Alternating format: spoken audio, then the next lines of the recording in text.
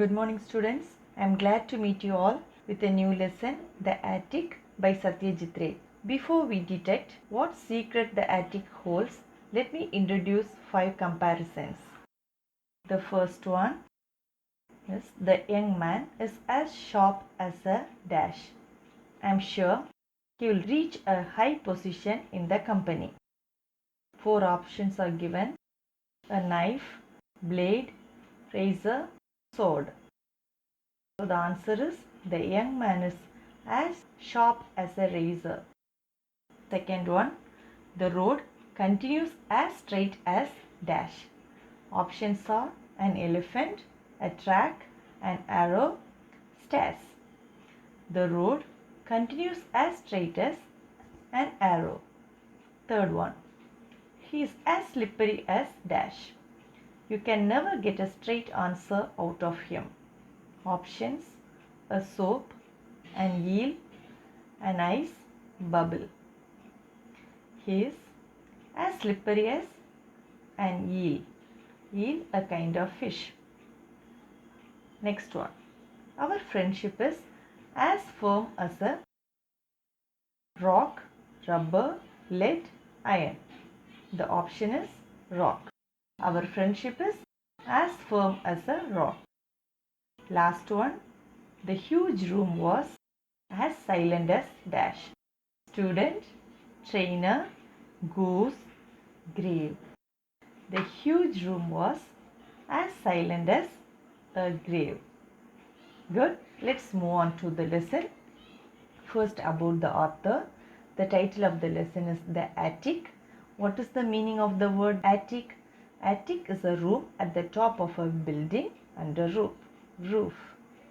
A room at the top of a building under roof. Now, The Attic is written by Satyajit Ray. Who is Satyajit Ray?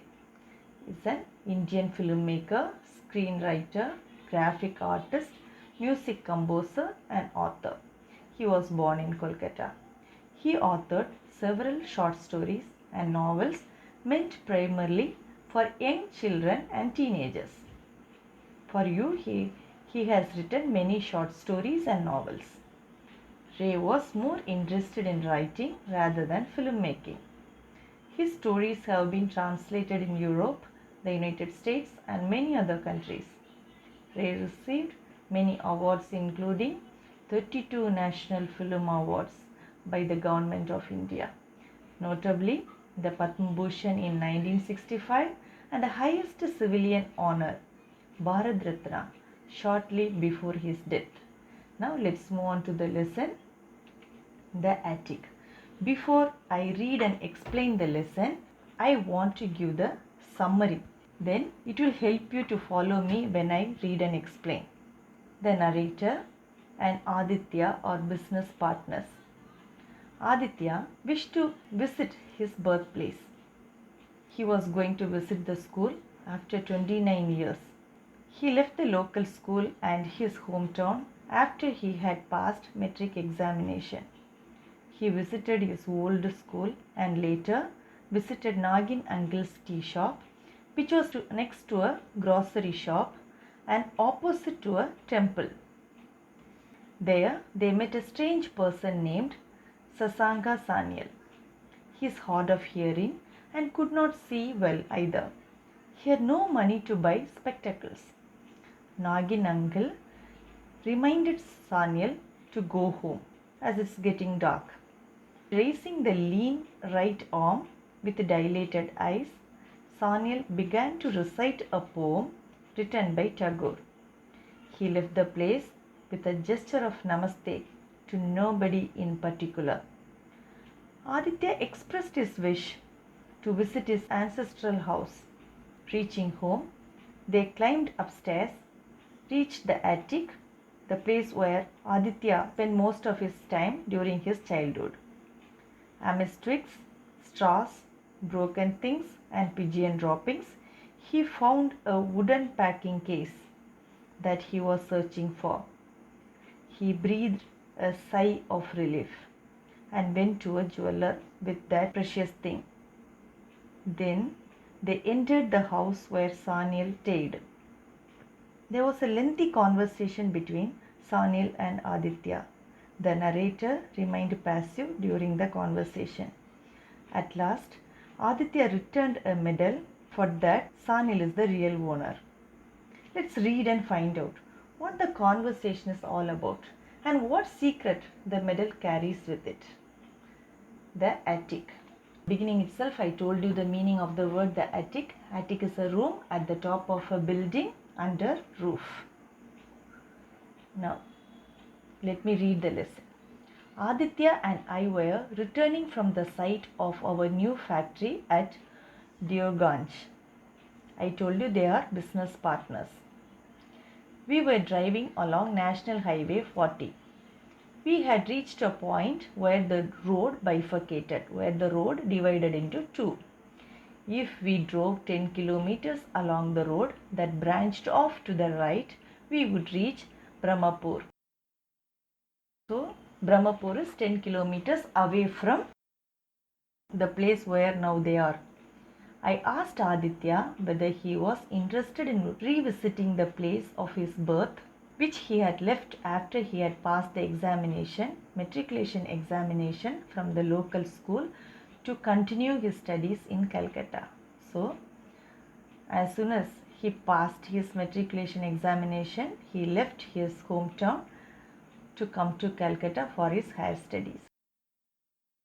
When I left our ancestral house 29 years ago, the house was almost 200 years old, recollected Aditya.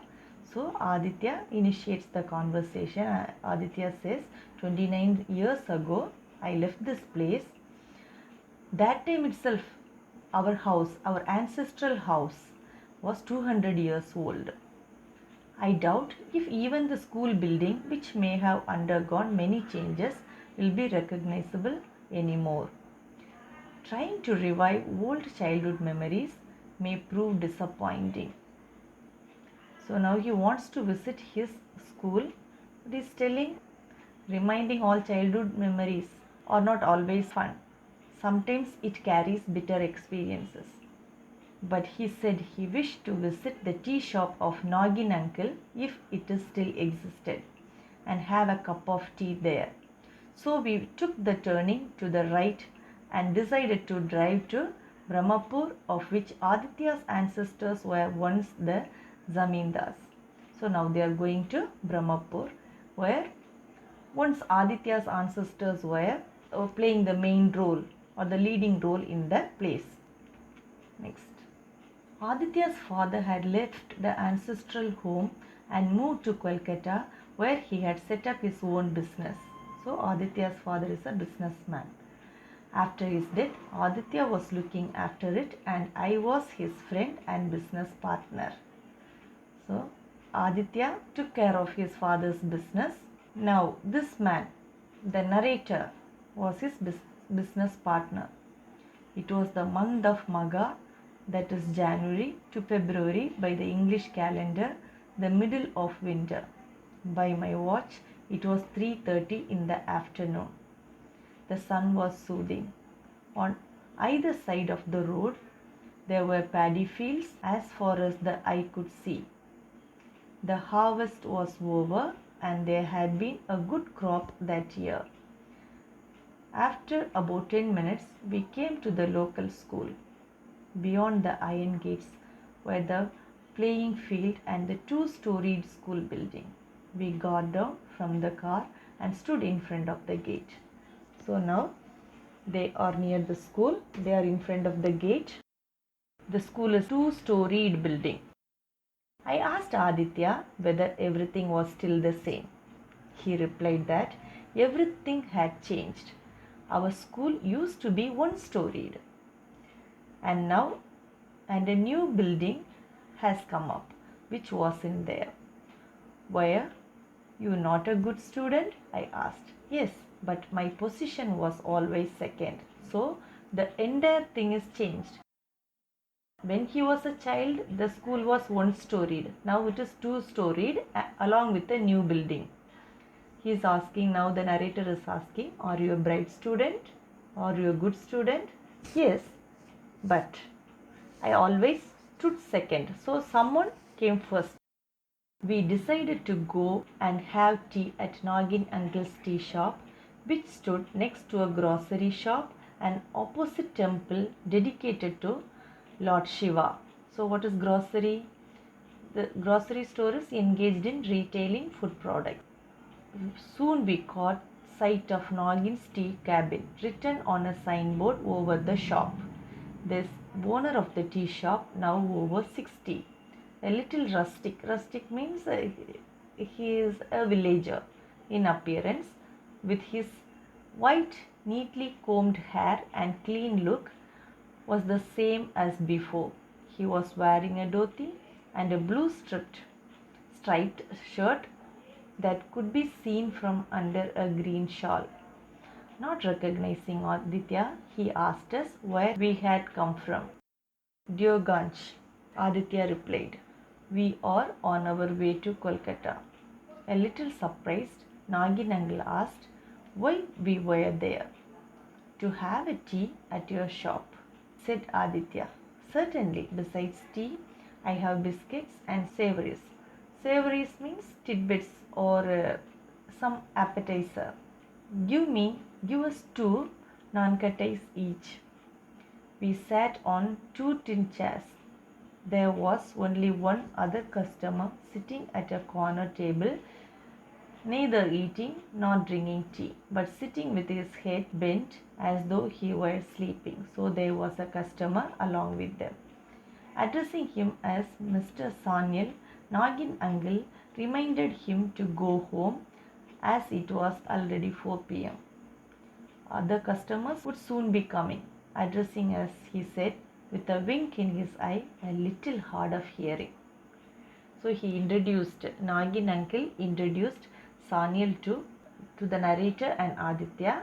He is telling, Nagin uncle says he is hard of hearing and his vision is also not proper. So he reminds Sanyal to go home before the night falls. Can't see well either, but has no money to buy spectacles. From his reaction to this speech, I began to wonder whether Mr. Sanyal was not a little crazy as well, because suddenly he stood up, stretched himself, and raising his lean right arm with his eyes dilated, began to recite a poem by Tagore, Panraksha, keeping of a promise. Having recited the poem, he left the place, making the gesture of namaste with his hands to nobody in particular. Here it is about the appearance of Sanyal. He has no money to buy spectacles, but the tea shop owner is telling he is hard of hearing and his vision is also not clear. But this man, he stood up, he stretched his hand, stretched himself and raising his lean right arm and started reciting a poem written by Tagore. Then he just said namaste to everyone, not in particular. In general, he said namaste and left the place. I noticed a sudden change in Aditya's expression and I asked him the reason for it. Without answering me, he asked Nagin uncle who the gentleman was and what he did. So when he heard this Sasanga sound and his attitude, observing his attitude, there is a change in Aditya. So he is now collecting information about Sasanga. Nagin uncle replied, Sasanga Sanyal, what can be done? He leads a cursed life, gone crazy, I think, but has not forgotten any incident of the past. Sold his lands to get his only daughter married. He lost his wife and only son last year. Now he explains the lifestyle of Sasanga. He is telling he sold all his lands to get his daughter married off to a man. Then he lost his wife and his son last year. Now he is crazy. He is not normal. Since then, he is somewhat changed. Not really normal, but he doesn't forget. He has not forgotten what happened to him in the past. Where does he stay? He stays with a friend of his father's, Logesh Kabiraj.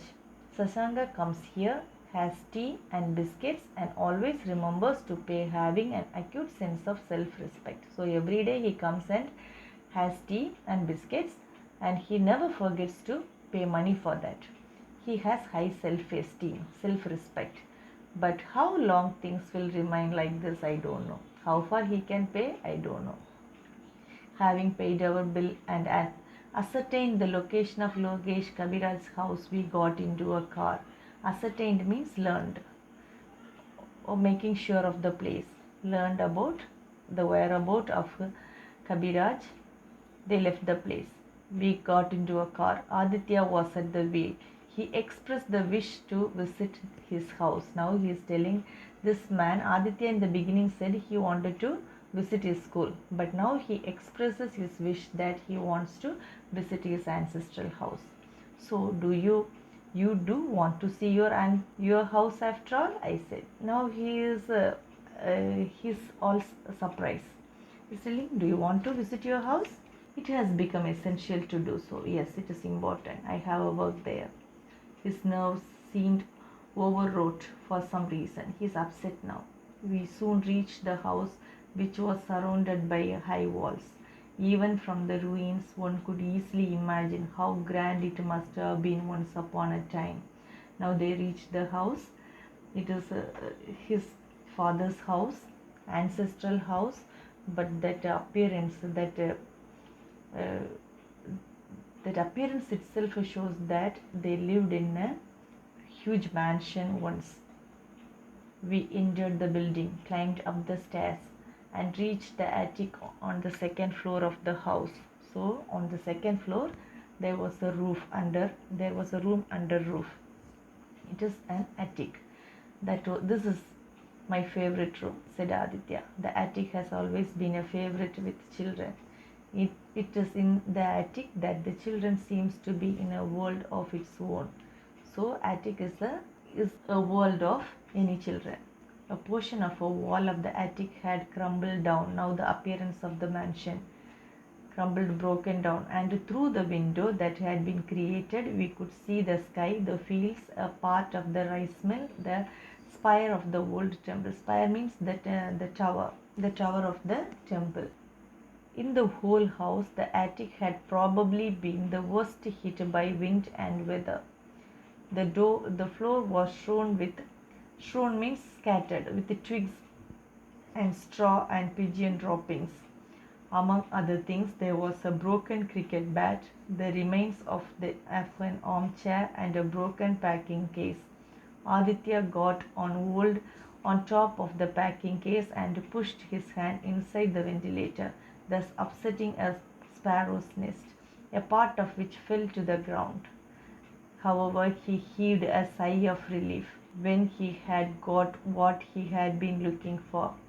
When I asked him what it was, he said, "You will get to know very soon." We next went to a jeweler's to find out the weight of the article. The jeweler remarked that it was an antique. Antique is a old costly thing. So he was with a purpose. He rushed to his ancestral house. Then he reached the attic where he was searching for something precious there. After some time he reached a place. Then he heaved, he took a deep breath. He had got that he had been looking for. He got a precious thing, an antique, from a wooden box, and they met a jeweler. The jeweler said it was an antique. Antique means an ancient, costly thing. Then with that thing, our next stop was the house of Gopesh Kapiraj. Though I was a little curious, I didn't ask Aditya anything. We entered the house and went to the room where Sasanka Sanil stayed. Sasanka uncle was busy reciting verses from Tagore. They reached Sasanka's house. They could hear Sasanka reciting verses from Tagore. When he had finished, Aditya asked, "May we come in?" He turned and faced us. "No one visits me," he said in an undisturbed manner. "Would you mind if we come in?" "Come in, except for a charpoy." Charpoy is like a wooden frame on four legs. Narkattil we say in Tamil. So for a charpai, there was nothing else to sit on, so we remained standing. So these two strangers, Aditya and the narrator, were standing inside the house. Do you remember Aditya Narayan Chowdhury? Aditya asked him. Of course, said the gentleman, the spoilt child of affluent parents. Affluent means rich parents. Spoilt. Spoilt means notorious or using, see, because of their wealth, the richest, the child was spoiled. Was a fairly good student but could never beat me. He's a good student but he had never beaten me in my studies. He was extremely jealous of me and he used to tell lies. This is all about Aditya. When he heard the name Aditya Narayan Chowdhury, the man says, yes, he belongs to an affluent family, but a spoiled child. He had never beaten me in my studies, but he is jealous of me and used to tell a lot of lies. I know, said Aditya. He then took out a packet from his pocket and handing it over to him said, this is for you from Aditya. What is it? He asked. Money. Money? How much money? 150 rupees. He said that he'll be happy if you accept it. So Aditya didn't introduce himself. He's telling, if you get this 150 rupees, Aditya will be happy. Shall I laugh or cry? Sasanga is asking. Shall I laugh or cry? What do you want? Aditya has given me money. Why this sudden generosity, this kindness? Man does change with time. This is the statement given by Aditya. Time changes everyone. Perhaps Aditya is not the same Aditya as before. A change? I got the prize. He could not bear it. He took it from me to show to his father and never returned it to me. Said that there was a hole in his pocket and it had fallen through it. So this man, Sasanga, has won in a competition. Aditya got the prize from him, saying that he wanted to show this prize to his dad and would return to him. But he never returned the prize to Sasanga. Whenever he asked, Sasanga asked Aditya, Aditya said there was a hole in his pocket, through that it fell down and lost. This is the price of the medal. It is yours. Sasanga's Sanil was amazed. Aditya says, yes. This is the price for that medal. It is yours. It's your money. He stared at Aditya and said, the price of the medal? That could not be more than 5 rupees. It was a silver medal. Silver is now 30 times costlier than before. Sasanga is telling, it's just 5 rupees. Why are you giving me 150 rupees? No. Aditya responds, it's a silver medal. Silver is now 30 times costlier than before. I had no news of that. But Sasanga uncle looked at the 15-10 rupee notes in his hand and then looked at Aditya. I don't know. I'm not aware that silver is now 30 times costlier than before.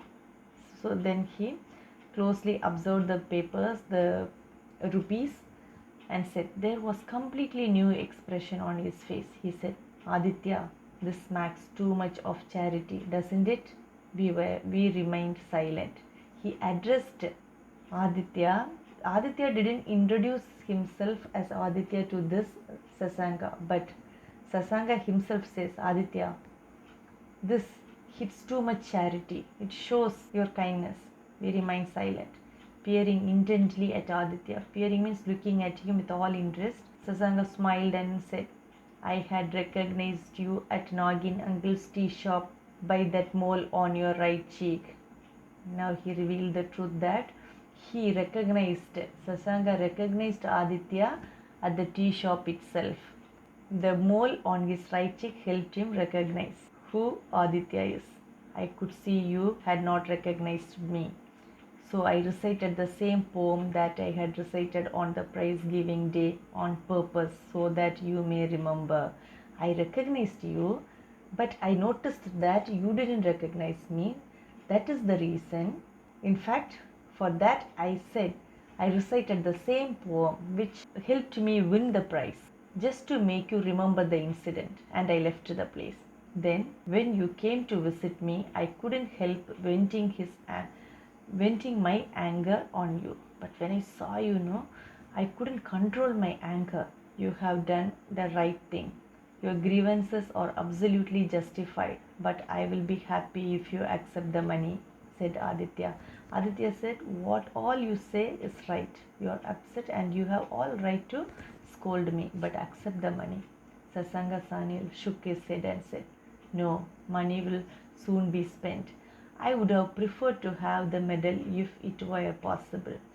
If it is possible, please return my medal back to me. I would have forgotten that unpleasant incident of my childhood if I could get the medal back.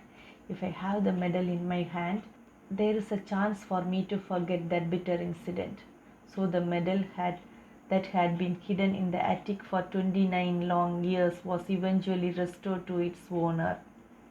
Sriman Sasanga Sanyal Special Prize for Recitation 1948 was still clearly engraved on it. He is not willing, Sasanga Sanyal is not willing to get the money. So he wanted the medal back to him. Immediately, Aditya returned the medal to him.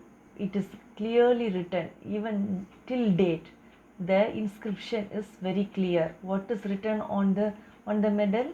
Sriman Sasanga Sanyal, Special Prize for Recitation 1948. In 1948, he won the Special Prize for Recitation, still clearly engraved on it. This is the lesson, or this is the story translated from the Bengali story Tilakota. So, what theme we derive from the lesson? What lesson or what moral that lesson teaches us? Man does change with time. Time changes and we change with time. Time is also a healer. It has the power to heal any bitter memory or incident and acts as a soothing balm. Hope you enjoyed the lesson. Good day. Happy learning. Thank you.